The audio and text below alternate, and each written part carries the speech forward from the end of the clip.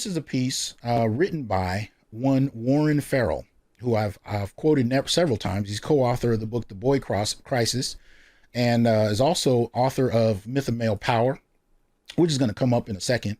But this particular article you can find in newsweek.com, right?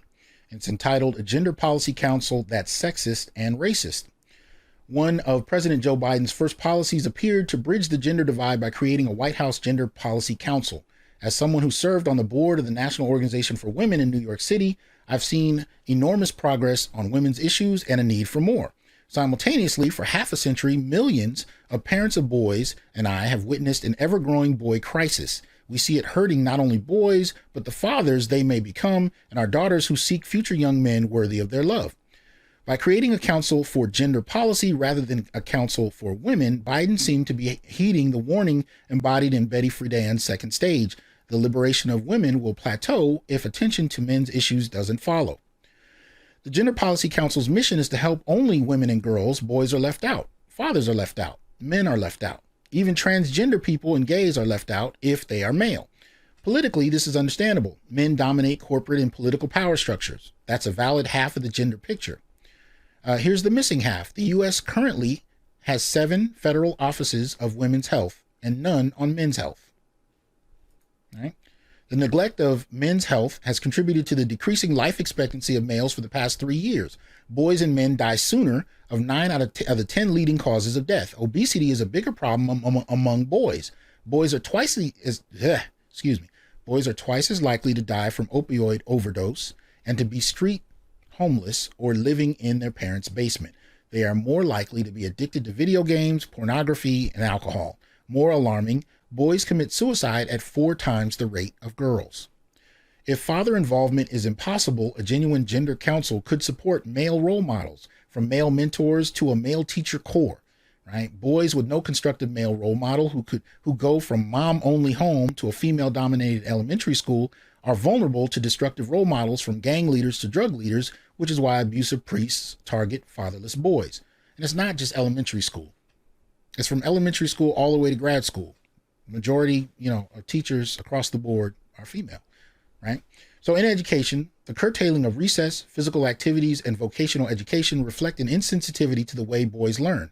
The culture of the future is female doesn't inspire boys for their future. The result? Boys now do worse than girls in all academic subjects, and especially in reading and writing, the 2 biggest predictors of success or failure. And as BGS pointed out when we did the show where we talked about this, you can't really deal with STEM if reading and writing is at a low level. And that's not even getting to math or science.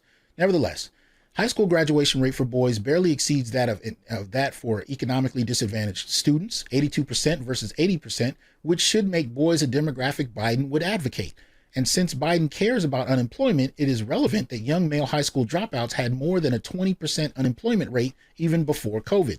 Part of the Gender Council's stated mission is racial injustice for females only. Yet it is black males who are 24 times more likely than black females to be shot by police. Victims of racial profiling, such as DWB, driving while black, are really DWBM, driving while black male.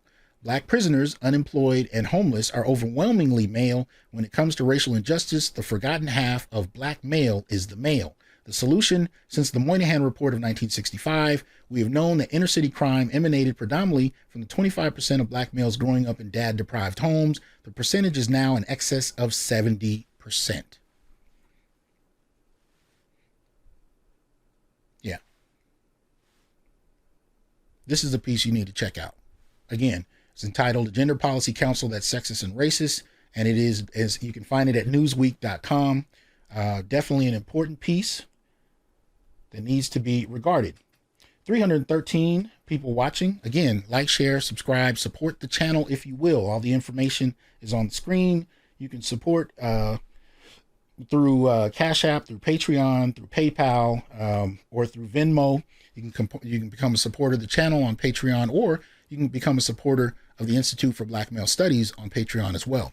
So please make sure that you support as we go along, and hit the like button, please. I'm trying to post videos more often. I'm trying to increase the span of the channel. and trying to get my numbers up. So you clicking the like button would definitely help. All right.